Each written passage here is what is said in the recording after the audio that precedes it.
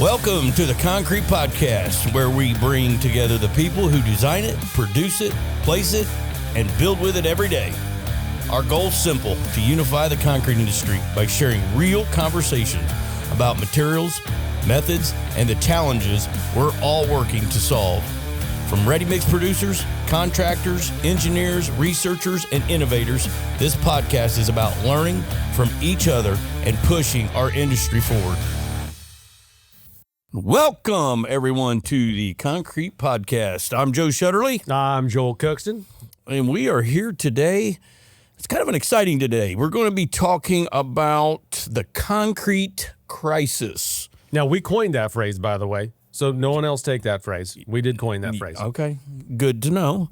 Well, first of all, like we do, we want to give a big shout out to Scott Young with 4 Winds Ready Mix out in PA. Good guy. Thanks for all you do for the industry. Keep it up. So, today, concrete crisis. Going to give you a little background and start talking about, share the story, but we're also going to talk about some of the information that we are getting from the concrete crisis. Some of the data is coming back very interesting. It is interesting. And we're going to discuss that today. Head-to-head comparisons. Absolutely. So, Joel? Yes, sir. Let's start. So the concrete crisis, we started this journey back in the fall of 2025, right? It was September, October. There was some dealings with NDOT, with DOTs across the country, with material challenges, right, that we were seeing coming to the surface, coming to head, and you decided we're going to take this thing head on. Yes. We've had a lot of shifts in the industry. We all know that. 1L cements, the compatibility of admixtures, everybody crying that the sky is falling. The sky is not falling. What is actually happening is a difference in timing. And the concrete crisis, we coined that to get attention. Absolutely. I mean, in this day and age of marketing and everybody's scrolling and just overstimulation, you've got to be punchy. And it wasn't a cry for help, right? It wasn't like this isn't a factual thing. It is, in some sense, a crisis. And as you scroll through Facebook, TikTok, the forums, right, there are people out there that are hurting. And so to a degree, this is a situation that is becoming a crisis for a lot of companies in the country. So one of the reasons why I wanted to tackle this head on was here in our local area, we were having some issues. A lot of those issues that we were having in the DOT world were self-inflicted issues. Some were material issues. Some was just the lack of education on understanding what we were dealing with. So in E5, Joe Shetterley fashion, I decided to tackle this head on because I don't run from a fight or this or that. What I do understand is that knowledge is power, and the only way to get to the truth is to execute. Right. So I decided to, hey, let's pull $200,000 and let's go research this ourselves. Not the first time we've done it. No, it's not the first time, but we decided this was a very poignant, very directed project for one specific purpose. Right. The project was about researching 1L cements versus OPC, and do our traditional curing methods work the same? And this isn't in a broad industry classification, right? We wanted to tackle what? A bridge deck. That's right. Right? It wasn't a mass slab. Everybody was crying, the sky's falling, bridge decks are falling, they're all falling apart. Deteriorating. Right. Well, some were. Absolutely. Actually showing signs of early deterioration. But nothing I would say wasn't already happening in the past. It's just been exacerbated a little bit more now. Elevated because our cement has changed and we're starting to pay attention to a little bit. Yep. So instead of everybody, pointing fingers at each other like, dear God, we all do. Well, there are a multitude of variables. Absolutely. Right? So I decided to get to the fact. I Yep. want to get to the point. Like, all right, so get to the what point. is this? So we decided to do a full bridge mock-up. And Ben, if you don't mind, you can pull up slide 4. And what we're looking at is an aerial view of the actual bridge deck mock-up that What we was were the size doing. of this thing? 60 by 40? No, it was 30 by 90 foot long.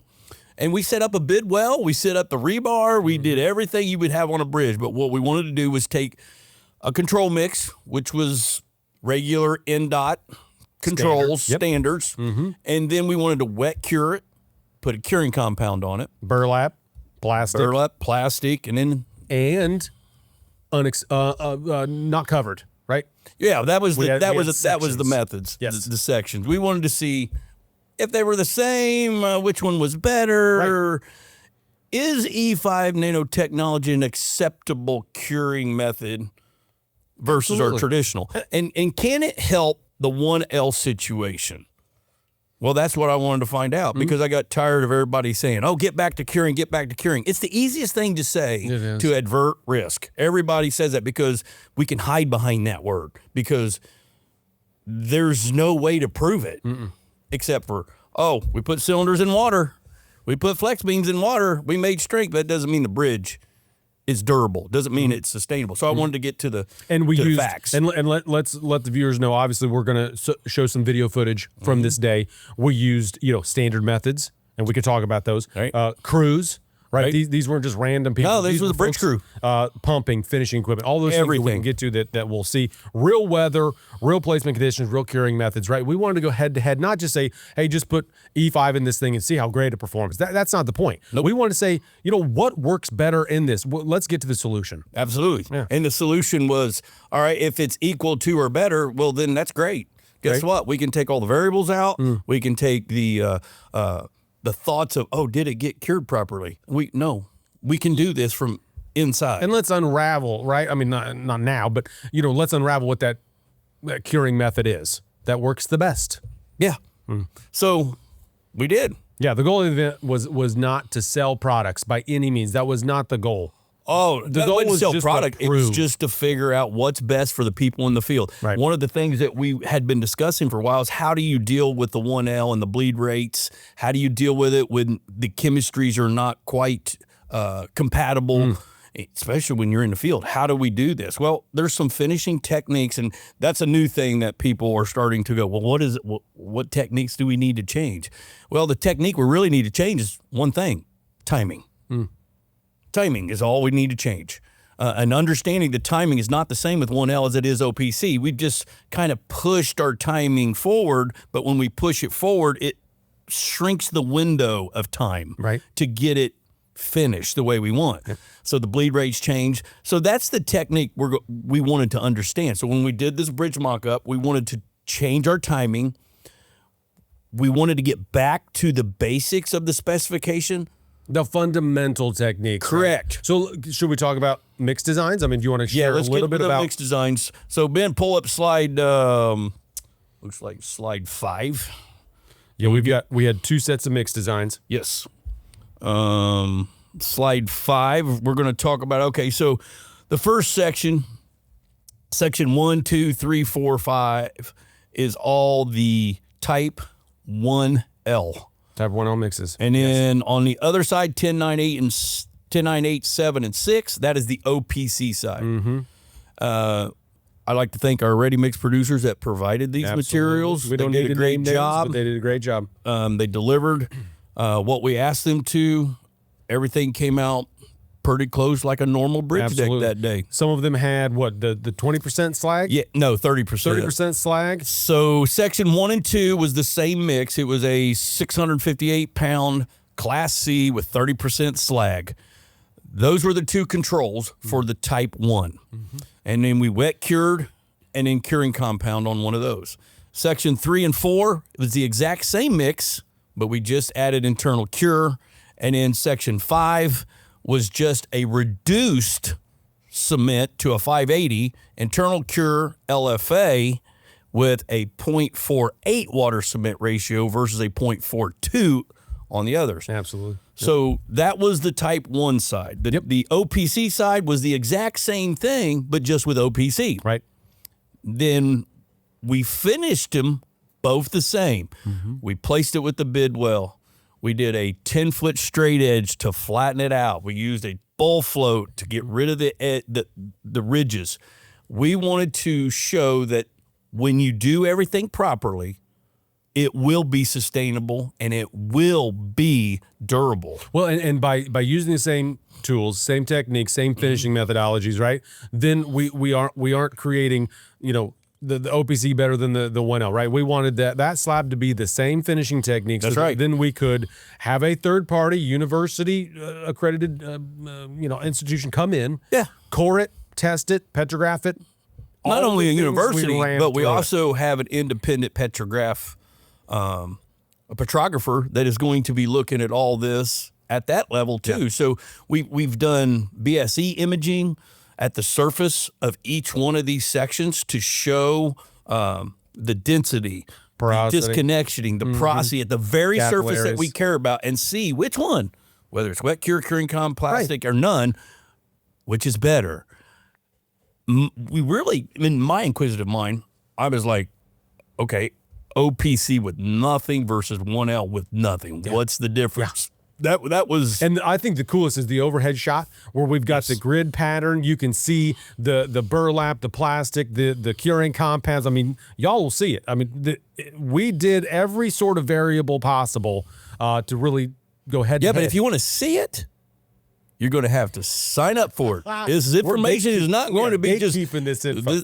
This is, but it's great relevant. information. It's relevant, and it is going to help a lot of people and finishers make the right decisions. Yeah. Now, it's not, and we talked about this morning, right? It's not the silver bullet. There's no, there's no follow this recipe, Joe, Mr. Finisher, and you're going to get the same results. No, I'm getting tired of everybody thinking that everybody's got a silver bullet. We do not have a silver bullet in the ready mix industry, the finishing industry, there's chemical industry. There's no silver bullet. Remember, people, everything is marketed and sold. You have to look at the outside evidence if these things are working. Yeah, and it's great marketing, great sales tactics, but the data that you shared this morning with me about some of the other manufacturers, chemical manufacturers that maybe, and we've said this many times, aren't testing against the materials, don't have the data to back it up, and so. Yeah, don't get swayed by marketing. Look at the scoreboard. Yes. Look at what is working out there. Don't just take. I mean, when I first set into this concrete crisis event, people were just throwing a fit. Like we were the devil. Should we talk about the pushback we got from doing this event? Well, we got a little bit of a pushback because no one wanted to be under the microscope. Correct. One thing about this industry, we all act tough. But man, when we get put underneath the microscope, we run like a bunch of kids. No, I don't want to be risk and liability. Nobody wants to be involved. Well, in it. Guess what? We're in the 21st century, and we have social media, and we have all these computers. Everybody's going to be under the microscope from here on out. So I like it because that's what's going to happen. We're going to have more truth. We're going to have more people accountable, to deliver what we ask, and that's what I like. And if you think your products work, if you think your methods work. Great. Let's see them. Bring it out. Bring it head to head. Yeah. Let's not just talk and get on forums and say, you should try this bucket or you should do this thing. You got to substantiate it based on. So as this Ben pull up the video, you can see the day of placement. You can see a lot of people out there. We're doing testing and the bid well's moving.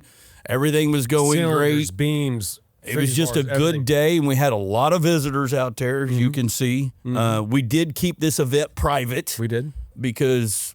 Private-ish. Private, yes. I would say private-ish. Some folks come, which was good. But those people signed up for the data already, and they will be getting this soon for those that already signed up. But let's talk a little bit about the results. Let's start getting into some of the results. So, in a nutshell, the two controls, Portland cement versus 1L cement versus the two wet cure methods, and the curing compounds of those two different materials. What we seen was that OPC had a better density with the wet cure and the 30% slag than the 1L. Okay, we've all suspected that. curing compound actually with 1L was better than the curing compound with OPC. Yes. Well, that was kind of like, That was a shock. that was a shocker. Yeah. Okay. And there was more capillary connection with wet cure and curing compound. It didn't matter And on these capillary controls. connection is not a good thing. That's not a good thing. Right. That means water Those can highways. migrate. Yes. So then I was like, okay, there you go. OPC is better than 1L when it comes to curing traditionally. Okay, Closing so down those highways. It did confirm also that, interesting statement, that what we'd been saying about the sensitivity to moisture loss absolutely. during early hydration. It's was. not the late hydration. It's that early hydration, that moisture loss. Correct. Is so prevalent. The reduced bleed water, faster surface drying, the shortening of the finishing window. You were talking today about, finishers, when you're ripping and tearing at the slab surface. when the slab surface Yeah, starts what do you tear, do at that point? rip, people complain. A lot of that's just a chemical imbalance from the beginning.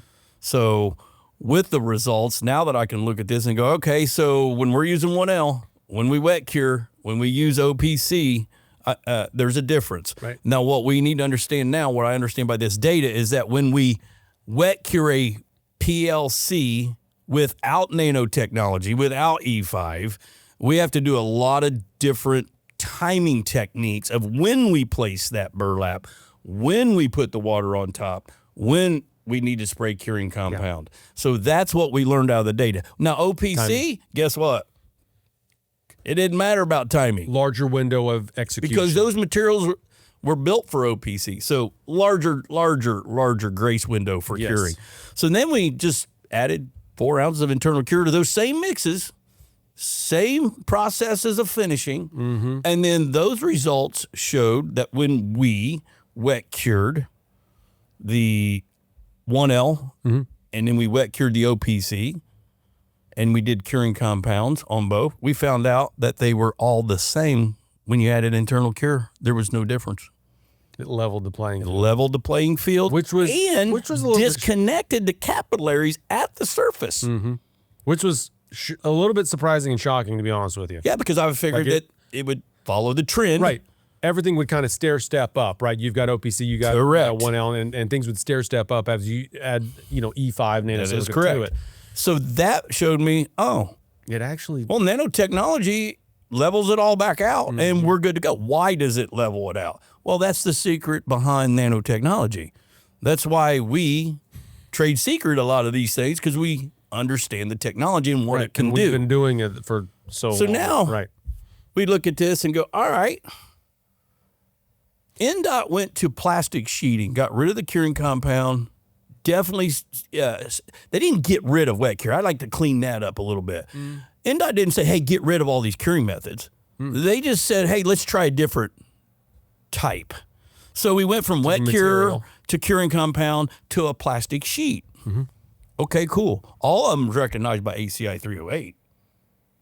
Right. Good. So what I wanted to do was take the mix that I felt that would compete against the traditional type of mixes and go, look, this is all about how you build the mix and the recipe for success. So we took and reduced the cement by 70 plus pounds. We upped the water cement ratio to a 0.48 versus the 0.42. We took out the slag. We added the E5 liquid fly ash. And then we just put plastic on it. No water, no curing compound, just plastic. And the results were the same as or better than all of them. I think one of the most interesting findings that it did prove that curing compounds did delay the moisture loss, right? Which we all know, right? Correct. It is a membrane. It does its job. But, and you need to explain this to, this is very technical, but it did not eliminate the surface desiccation. Yeah. Timing. That goes back to timing. It's all timing. It didn't allow for that water to breathe out enough to hydrate, so it stayed wetter longer. It's just like limestone. When you get it wet, it stays wet forever till it dries out. When it dries, it starts to crack. Right. Well, when you have that problem at the surface with the fines that we see in limestone cements, it causes that issue at the surface. Now, nanotechnology is small enough to bind those fines out. What I'm seeing on a lot of Facebook pages right now and watching, they're trying to come up with these fixes and they're having forums. Hey, let's do this and do that. I'm like, no, you don't need all these forums. What you need is to understand you need to change one thing: timing of when you start to finish and when you stop to finish. You don't need new tools. You do not need all this new stuff. You need to understand timing. It's a shorter amount of time to finish, but it's moved forward on you. Maybe 30 minutes, maybe 45 minutes. You have to determine that in the field, and only finishers can understand that statement. Timing. Now, one thing that in the data that we've seen on the concrete crisis is that without nanoparticles, 1L struggles against OPC. And that's because there's nothing in there to bind the fines, and there is not enough hydration material to hydrate at the surface to become hard and dense. All the data shows us in this concrete crisis is that when you add nanotechnology, you become more dense and more hard at the surface. Lower near surface pore volume. Exactly. That's the technical statement. That's the technical term. It lowered that near surface pore volume. And that's what we want. Yep. And that's what wet cure does traditionally. It lowers that pore volume. Well, it doesn't do that with type 1L because there's not enough hydration material. Right. Now, what it does do is the 1L is better to finish, in my opinion. Okay, explain. Because you have a lot more fines in there, and it kind of breaks surface tension. It finishes easier, but the timing of when you finish is critical. But give me OPC every day of the year, and I'm happy because there's a lot more grace. I need more grace in the field. I don't need a window like this now. Yeah. And that's what we found out in this study, is that we have more grace with OPC. But if you're wanting to build something durable and sustainable and get through multiple winters, you have to add nanoparticles to these 1L cements for success. And if you have an OPC, guess what? You get a bonus. You just added 10 years to that mix. We've got freestall bars from this testing, from this concrete crisis, and there are almost 900 freestall cycles. And we can that seems like a lot of freestall cycles. It is, because the test only calls for 300. That's it. 3 times the amount. 3 times the amount, and we are seeing great results. Some are deteriorating. They're deteriorating, but they're still able to hit the measurement. Yeah.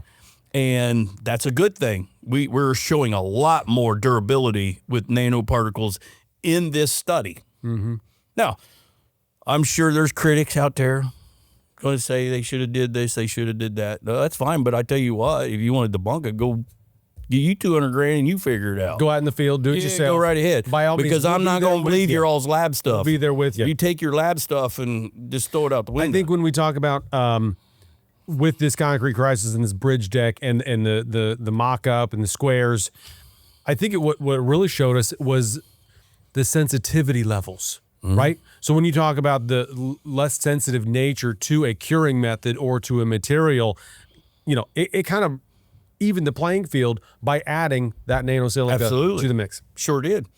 And it brought us back to what we were used to. OPC gave us grace. You add nanoparticles to type 1L cement, gives you grace back. But here's the kicker. You have to take all the other chemicals out. Okay. Because all these other chemicals are not compatible with those cements. And challenge me on this industry if you don't think that's a fair statement. But they're APL approved, Joe. Do what? But they're APL approved. Yeah. I mean, how many water reducers are, in the N.APL? There's probably over 50. Which ones do we use? Yeah, do we need that many? Really? Come on. Why do you got so many? At the end of the day, all these chemicals that we are putting in our concrete were built on OPC technology. Full clinker. When we're diluting the clinker, why are we still using the same type of chemicals? And when you ask these guys for data, they don't have it. They just say, "Hey, go talk to our producers, ready mix supplier." They'll tell you whether it works with their material or not. I mean, the chemical companies are not doing their due diligence with the cement chemistry. Yep. Well, it all. I can go down a rabbit hole with it, but I'll stay quiet. Correct, because this is more about the report, the head-to-head competition that we created up north there in Indiana, and then sharing this, being transparent. Yeah. Like Joe said earlier, sign up for the podcast, download the report, see it for yourself. We are not hiding. We're not. Yeah, I don't hide anything. If you got something to hide and you don't want to share, by all means, stuff and try to debunk. You're hiding something. You know, yeah, I don't mind challenge. You can try to debunk everything we've been doing for the last 10 years. That's fine. Right. I welcome this it. is not our report. We took the data, we compiled it, and now we are sharing it. But I have a whole lot more success curing with these type of materials in the concrete, nanoparticles, than I've ever had with water curing compounds, even when I was using OPC. Mm-hmm. And it all has to do with binding fines and ITZ zones around the aggregates and these networks of nanoparticles. Nanoparticles are also can be referred to as nano aggregates. They're just small pieces of sand or particle packing into the cement to build nucleation sites for more Let's say it again. CSH growth. Nano Aggregates. We're suspending small particles of sand in a liquid solution small enough to fit within the particles of the cement in between everything to bridge it all together to keep the moisture in there as long as possible for the hydration. Mm-hmm. Well, we are challenging a industry on 100-year traditions of wet curing compounds. Well, curing compounds only been out about 30 years. They've been more long enough, and they've been problematic since the day I started using them in the field. It's because there's a timing issue. When you spray them on, how do you get them on the right coverage rate? And when you don't get it on the right coverage rate, what's the first thing someone tells you when there's a problem? Hey, did you cure it right? Mm-hmm. Did you cure it properly? And I think the statement here says type 1L didn't break concrete necessarily. It exposed how dependent we are on curing execution. And it's true. It's all about execution. Right. I mean, the whole thing is to find the recipe from start to finish. Right. We are not going to bolt on a product to fix a bad mix. Mm-hmm. When we keep having problems with the same mix and we think we're going to bolt a product to fix it, to me, that's insanity. You need to find what's causing the problem. You strip it down. Pull that out, add the new in, and then start to understand what you're fixing. Which is a harder process. I get it, right? You got to break it all down to rebuild the thing. Well, it's because, our whole industry is built on low water cement ratio. Low water means equals durability, means this. Yeah, well, it's because water's free. Chemicals charge you. So if we keep the low water cement ratio, we're going to sell you more chemical. Why do we start with a low water cement ratio of 0.38 to 0.42 when we're already at self-desiccation? That's what it causes. Mm-hmm. So we're going to start a mix where we're already going to start with a problem. And I wonder who started that. Well, that's the chemical industry and Duff Abrams' law that, hey, we need more strength. Yeah, you get me started on that mess. But at the end of the day, it's all about selling chemical. It's not about water's free. And if I am allowed to have a 0.42, 0.45 water cement ratio, then give me all the water. That's one finishers need to understand. You need to tell the producers to give you all the water that mix requires. Don't hold back water. Mm-hmm. Oh, I need to hold it back. No, don't hold back. Give me my water, and then I will adjust it with a chemical if I need to. Promise you will use 50 to 60% less chemical, and your finishing of the surface will get better and more durable when you start to pull those out. Absolutely, and timing. You don't have to worry about those things wearing off. The chemicals is what's killing everybody. So I think the interesting, it was we shifted the curing from a field-controlled process, right? Like the finishing timing, it still plays a critical role. However, we shifted that curing from the field control to a material control. If we can put it in the truck, if we can put it in the mix, that obviously shifts the controllability of that mix and of that performance of that concrete in the end. Absolutely. Field controlled, material controlled. One thing I have failed to mention, I wish I'd have mentioned it beforehand. Now we can cut it, The test specimens that we are using have been cored, but what we're actually looking at is the actual surface, not like, oh, we're coring down, we're looking at the top inch. We are literally looking at 500 microns in depth. To put that in perspective, we are talking about a 64th of an inch. And that's what we're looking at in this testing. Minuscule amounts. That is the life. But it's critical. That is the life. And you know what's fascinating? Paper.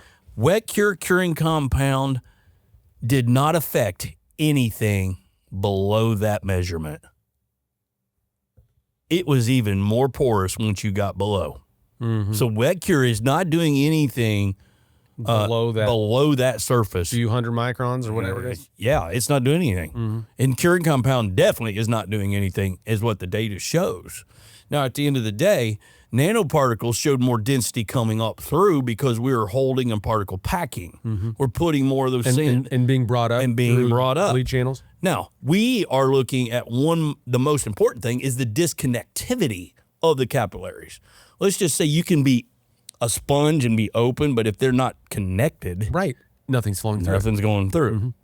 So that was the one thing I wish we should have hit on a little bit more at the beginning, but no, it's a good point nonetheless. Because it is a fine. We're not just saying, hey, core thing, we're looking down an inch. No, we're looking at the part that everybody's having trouble with is the actual surface failing. Yeah. And honestly, we weren't setting out to do this concrete crisis to debunk anything or outperform anything. It was more about reducing the dependence on that perfect execution. Absolutely. I mean, of that surface, we can't perfectly every time. Cure because it goes. And I'm gonna preach it and keep preaching it. ACI 308. The definition. You've heard me on many of my little shortcuts say it. Curing is the maximum potential of that mix. But the actual cure is about holding moisture and ding, ding, ding, ding, ding, temperature. I love it. No one talks about temperature. Yeah. So you can wet cure properly, but are you actually controlling the temperature? So when it gets 100 degrees outside and it's beating down at wet cure, and you're putting water through your soaker hoses, what's the temperature of that water?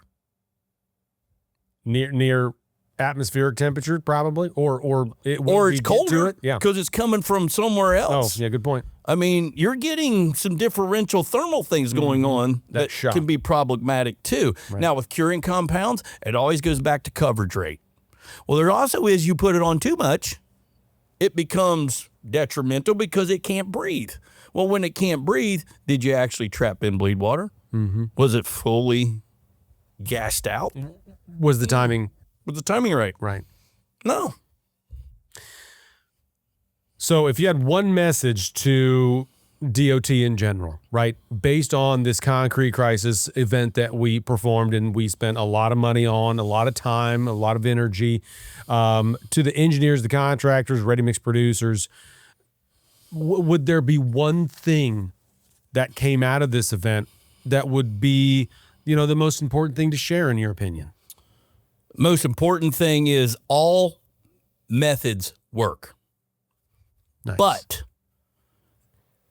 to do a certain method, the execution almost has to be perfect. Right. And what is the chances to be perfect every day in a world of variables? Good point. One thing I also want to bring up, if I'm talking to the DOTs and stuff, is that they get so much research and testing done by universities. Mm-hmm. And now that we've got some of the university PhDs running around and on their social media platforms and preaching that certain things don't work, we need to get back. I also got to remember that some of those are backed by some of these organizations that don't want this information out. Because when this information comes out, they lose some of their playing cards. At the end of the day, DOTs need to understand all these methods work, but you got to look for the method that helps lower the risk in the field and eliminate some of them variables of having to be perfect. Right. So when you're wet curing, yeah, you can wet cure, and you don't have to use E5 nanoparticles or anything. Like, fine, go whatever. But you are still going to have a problem with your mix because it's still going to crack. And is that wet cure going to be wet cured in the 7-day window? Is it going to dry out? Right. I mean, that's the perfect execution we're talking about. You have to execute. Yeah. And if you're going to go to a curing compound and you're going to go white as a sheet of paper, you still have to know when to put it on. Because if you put it on too early, then you're trapping possible bleed water with the 1L. Now, with OPC, it doesn't matter. Put it on.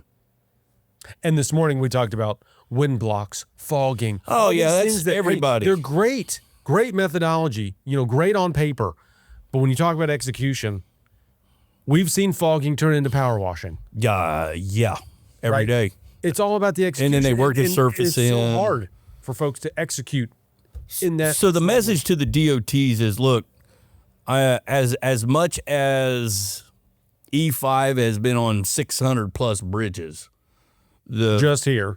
Well, here, Ohio, I've got several in Mississippi, just all over in certain areas.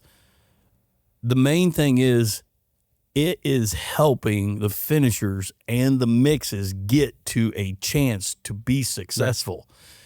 I hear people all the time in DOT, well, I've got cracking problems, I've got this problem. It's like, okay, but you still keep doing the same thing. Why? It's not going to hurt to try to do something different, but when you do, you got to pull the problem out. The problem is you got to reduce the amount of chemical in that mix and give the mix its water.